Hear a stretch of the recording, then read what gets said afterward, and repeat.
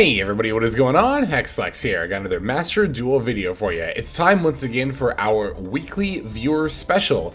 For those who have not seen one of these videos yet, basically once a week I like to showcase replays from you all, the viewers, so that way we can see some action that you've all had lately as far as your cool duels have gone. And you guys have always been really good about submitting a lot of really cool games, and that certainly has not slowed down as we've gone into this new selection pack. So wanted to, of course, highlight some decks that were featured in the new pack, and in particular we're going to start with one that I haven't showcased just yet. I've actually thought about it, and we'll talk about that more when we get into that. But if you are interested in submitting a replay for the viewer special, I am always accepting new replays. Always, always, always. So there's a couple of ways that you can submit, right?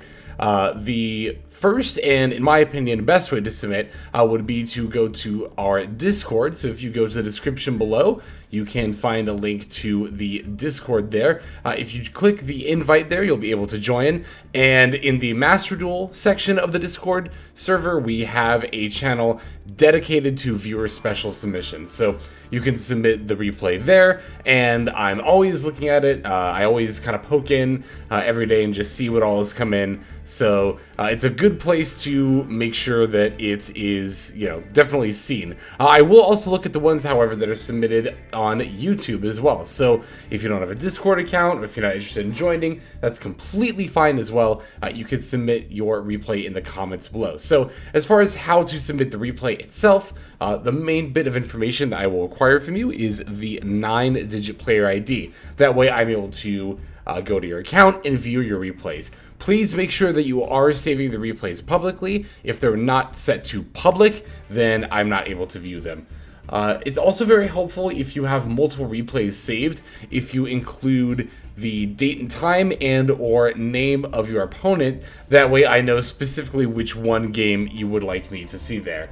And if you have multiple games, then you are definitely welcome to submit multiple games. You can submit as many different games as you would like. I just ask that you don't spam the same submission over and over again. I do end up watching pretty much every duel that gets submitted, so even if I don't end up using it in a video, know that I did watch it. And again, if it doesn't get used, you can always submit another duel, and you will always have a shot of getting in the next one. We do this every single week, so it's not like you're gonna run out of chances to have your replay featured. So like I said, we have a few replays featuring new decks from the new selection pack. So let's go ahead and take a look at this first duel here. Okay, so Philenzi is going to have our first submission for this video. I think I actually featured relatively recently as well. I know I've seen Philenzi around on the Discord, the Twitch streams quite a bit. So they have a game where they're going to be playing Rescue Ace versus Kashira, and this is a deck that I was alluding to towards the start of the video. So Rescue Ace is an archetype I'm definitely interested in. Even now, even though it doesn't have all of the support that makes it very consistent, or I guess more consistent just yet, I think it's a really cool archetype, and there's a couple of different ways that you can build it. So I'm definitely interested in taking a look at that.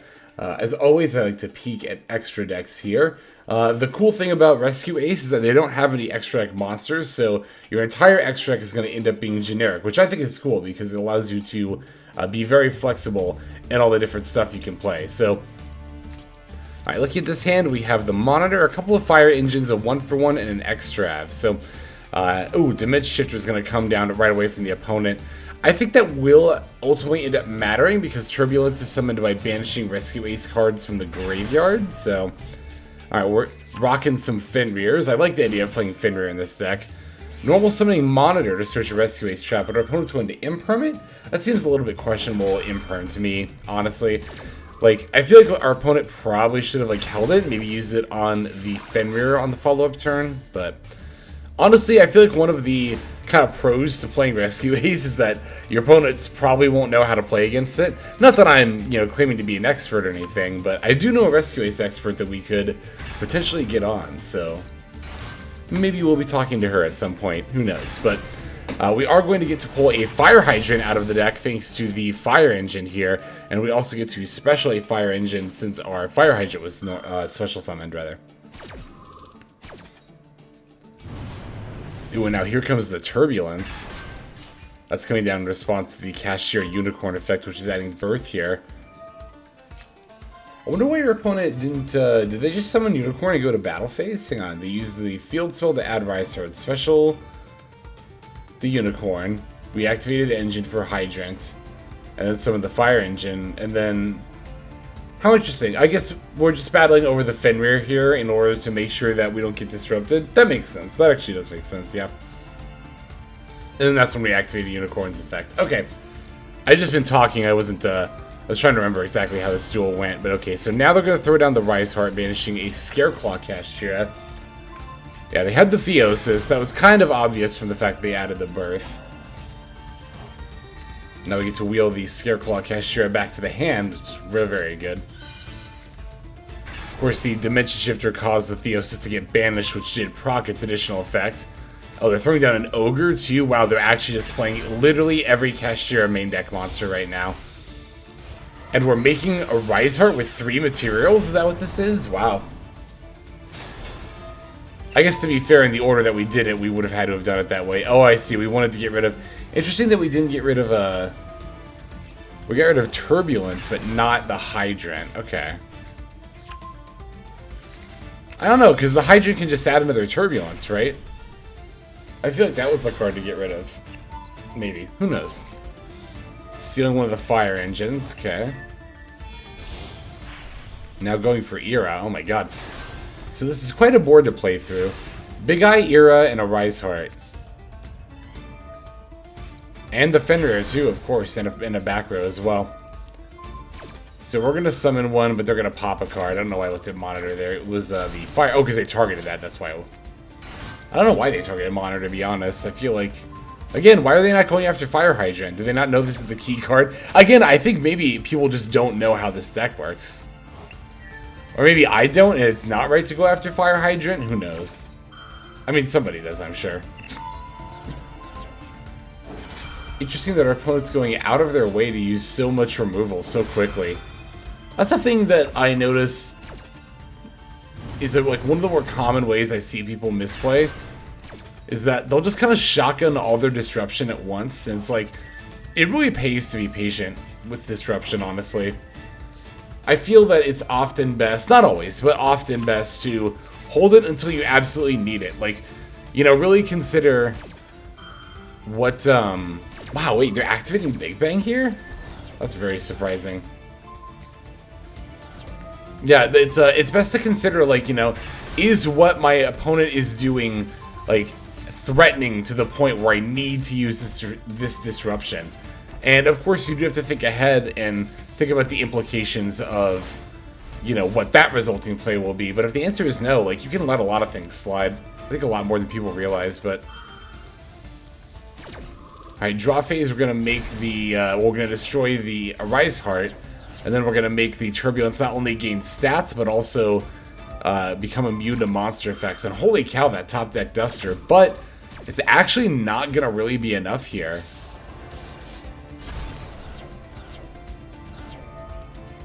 Because, yeah, we can just pop the Birth, and then we're not strong enough to... Our opponent, rather, isn't, yeah, strong enough to run over the Turbulence, and...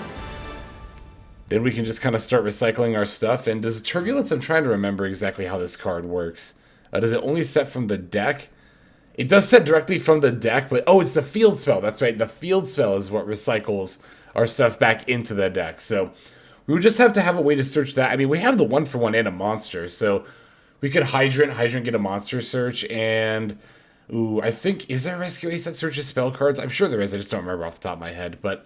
Yeah, I mean, it did not seem like it was too difficult to find backup plays there. So, that was very nice. Like I said, the Rescue Ace archetype is very cool, and I am eager to get into it sometime in the near future. And I do mean near. I do want to cover this, like, before the end of the season at the very least.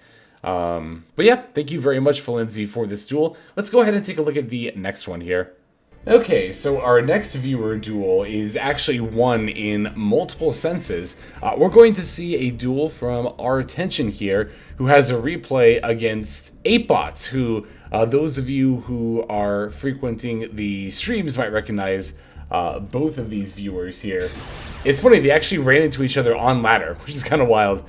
Funny coincidence there. But I thought it was kind of cool that, you know, there was a viewer special submission that was actually between two viewers on ladder. So it's going to be Kashtira versus Gishki Sprite, I believe. So looks like 8bots is going to be taking the first turn here. Starting off with the Gishki Shadow, getting the Necromere. The Necromere, I think, between... you know, doing a bit of testing and talking with some of the people in the Discord, including 8bots, I've definitely become a Necromere believer. I think it's probably better than the Photomere. So I would definitely like to update my Gishki Sprite build at some point in the near future here. Yeah, so we got to do Rescue Ace, we got to update Gishki Sprite again, and of course I still got to cover some other decks this season, like I haven't done Math Mech yet, I haven't done Sword Soul yet, I could do Despia, Branded Despia at some point, so a lot of stuff still to do this season, but it's like 8bots has a good sprite line going here. It doesn't seem like we were able to go into the ritual line. You don't always get to do that, but of course, one of these strengths of sprite variants is that even if you don't get to do like your variants combo lines, you can, if nothing else, as you can see, and on like the Elf IP and some other sprite cards there. So we're going to be starting off with a Unicorn. Elf's going to go ahead and bring back that carrot there. Unicorn's effect is activating. We're chaining the IP Masquerena, presumably to go ahead and get out, yep, the Avermax before the Unicorn is able to go ahead and take care of it there. So yeah, Avermax. We'll see how Kashtira is able to out it here. Unicorn taking the Zeus now, and of course grabbing a Theosis. We're normal summoning Ash Blossom, but 8bots are going to say no way and use the Sprite Smashers in order to banish the Ash Blossom. Alright, now we're going to use the Theosis on the Unicorn after activating the Birth. Fenrir's effect is going to add the Rise Heart here. What's interesting is that we could have considered using Smashers on the Unicorn, although to be fair, because Tension had Birth here, it didn't end up mattering, I think, either way. But alright, now we're doing the Era plus the Big Bang. Pretty typical Kashtira combo line here. Running out the Fenrir in attack mode, and now using the Rise Heart to go for the Rise Heart. I will say, if nothing else, it is pretty thematic that you often use Rise Heart to go into Rise Heart. So yeah, Fenrir cannot run over, or cannot banish, rather, the Avermax. We're going to run into it to banish the carrot and get a Zone Lock here anyway. Oh, and then yeah, because a replay occurred, it's because the number of monsters on the field changes, so we can just call off the attack. That's cool. Okay, so we're ashing the Era, so that way a Unicorn doesn't come down here and start picking off more of the extra deck. Rise Heart's going to end up stealing one of the... looks like it was a Dupe Frog there. Alright, here's the Necromere, sacking off the Era. And we were able to run out the Neramanus as a result. Rise Heart's going to activate, and we're going to use the Neramanus effect to get back one of our water monsters. Oh, but the Birth effect, because the spell was activated, is going to end up banishing a bunch of monsters, including the one we were about to bring back. That's pretty rough. We could have gone into sprite plays if it weren't for that. And now the Fenrir gets to get rid of the Neramanus. Neramanus, yeah, it's going to get chained here, I imagine, to put the Fenrir back into the deck. But, oh, Imperm. Imperm is going to shut down the Neramanus here. Pretty brutal.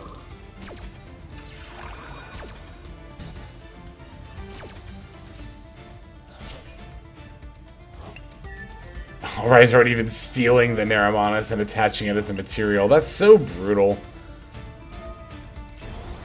Alright, Avermax does still handle the Rise Heart here, so, you know, it's not like it's over or anything. There is still an Avermax made with IP on the board that does need to be contended with here. Alright, we're drawing Scareclaw Kashtira. I'm interested to see how this gets outed, actually.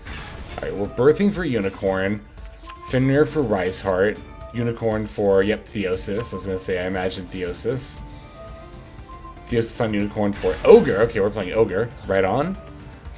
I've been thinking about putting, yeah, Ogre preparations. Because here's the thing about preparations in particular that I like. It's never bad to be able to extend more monsters on the board, even on your opponent's turn. And Imperm, it being a very common card, is one of the more common outs to your Rise Heart. So if they try to start their turn by Imperming your Rise Heart, you can potentially use preparations to hand snipe from them. So yeah, I definitely don't think this card is actually awful in this deck. Of course, with Ogre to help search it as well.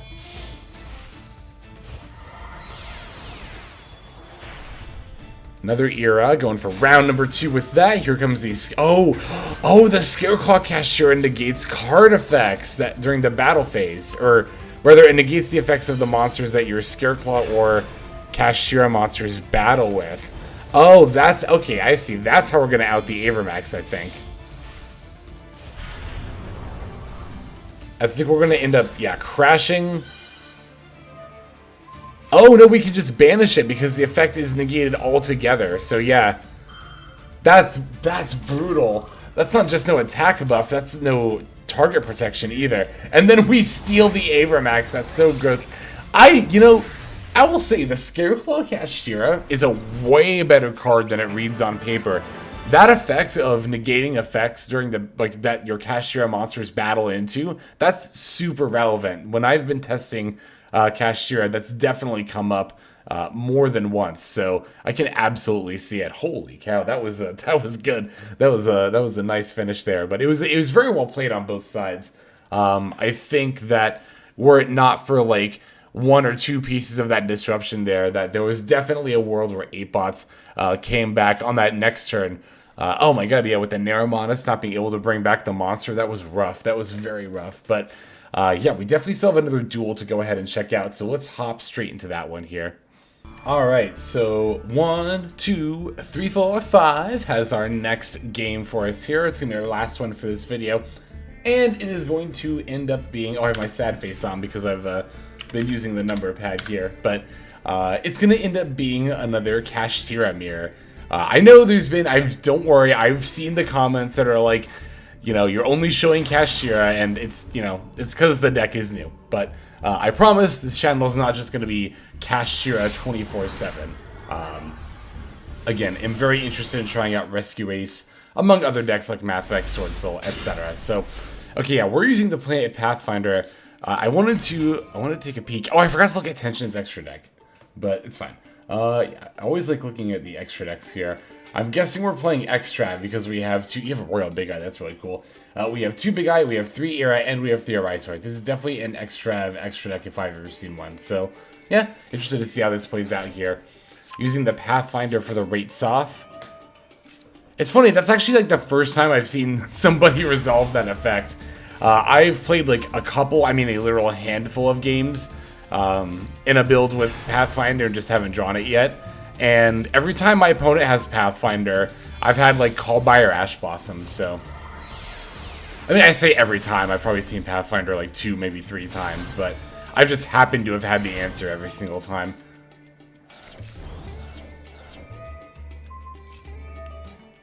Alright, this is gonna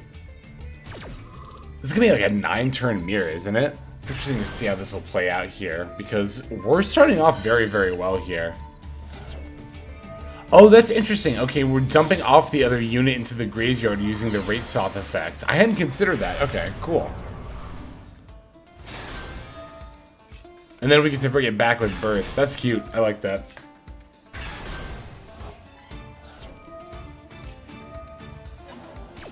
Ooh, we get to cycle the Big Bang and also attach the Theosis. I'm liking this. See, I like this quite a bit, actually. This is like the mega turn 1 combo line where, yeah, we end on like literally everything. What would complete it is if we get an Ogre during the standby phase. No, we don't get an Ogre during the standby phase. Oh, we got Even Lead. Well, that'd do it. Okay, that would definitely do it. And then they even have the Book of Moon for the Arise Heart. Dang, I was wondering how they were going to come back. I wonder if our opponent is on a specifically going second build or if they're just playing evenly.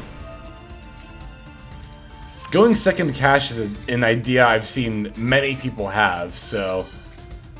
Going second builds in general, I think I mentioned this in a video or on stream, I don't remember, but going second builds in general seem to be quite a popular idea nowadays. What do they mill? Kaiser Coliseum and Curry Card Divine Carnet along with the Big Bang? That's interesting. See, I don't know, I don't really think... This is why I don't think Tearland's Kashtira is really actually that good in Kashtira, is because, like... It's really awkward to mill both yourself and your opponent, because you're not playing a deck that wants to mill yourself, and then if you mill your opponent, like, you have just this, you kind of end up opening up a situation where you can potentially like screw yourself over for no reason, basically. Stacking our own Arise Heart on their, or our opponents stacking their own Arise Heart on our Arise Heart. That's cute. It's cute, but it's really unnecessary, honestly. It's not like Big Eye gives the monster back or anything. I mean, the only thing it added was another material, which is like, do you want to give up one of your Arise Hearts just to put a material on one of your Arise Hearts? I don't think that's worth it, honestly. Alright, we have triple attack and nib. We literally have triple, like, nib in a dream right now. Oh my god. Oh, because Ira's effect was activated. Yeah, that's the thing about Kashmirs, and I've seen some comments allude to this, that, like, it's not a bad idea to not activate your own Ira during your opponent's standby phase, especially once you know it's the mirror, because then you open your opponent up to be able to Arise Heart off of one material. Like, I wonder if Nothing Sis had actually not activated the Ira. I mean, things probably would have gotten a lot worse for 1, 2, 3, 4, 5 here, but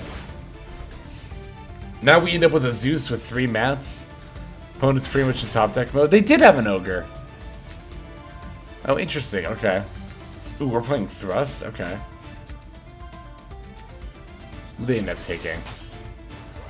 They took the Rise Heart. Makes sense.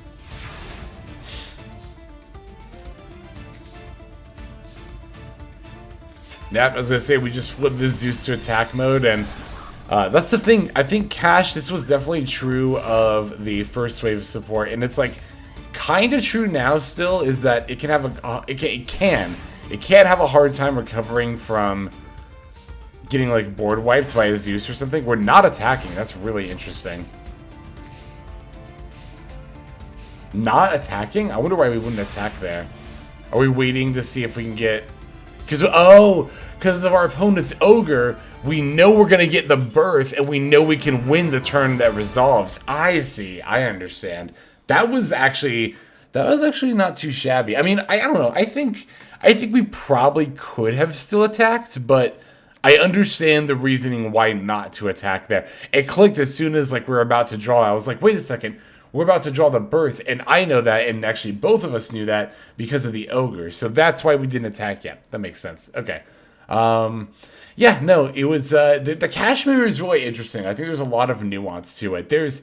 I think it's funny that people call Cash a boring deck, because I honestly don't think I agree, just because of the intricacies of deck building with it, more than anything else. I guess that playing it out can be, like, kind of boring, but even then, we see here, like in the Mirror Master, is quite a bit of nuance to how you play or potentially don't play your various card effects. And there's also stuff like stealing your opponent's extra stuff that they banish off of Prosperity or Extravagance. If you use Desires, there's importance of using your Rise Heart to pick through your own face-down banishes off of Desires and make sure you're attaching them so that you can recycle them back into your own banish pile to reuse them. Yeah, I don't know. I can understand that people think that staring down at a Rise Heart is boring, and I don't disagree with that at all. But I think to wholesale call Kashtira boring is just a little bit of like painting with a broad stroke. But in any case, thank you to 12345 and everybody else who submitted games for this video. As always, this series could not happen without you all, so definitely appreciate it. Let's go ahead and move now to our outro.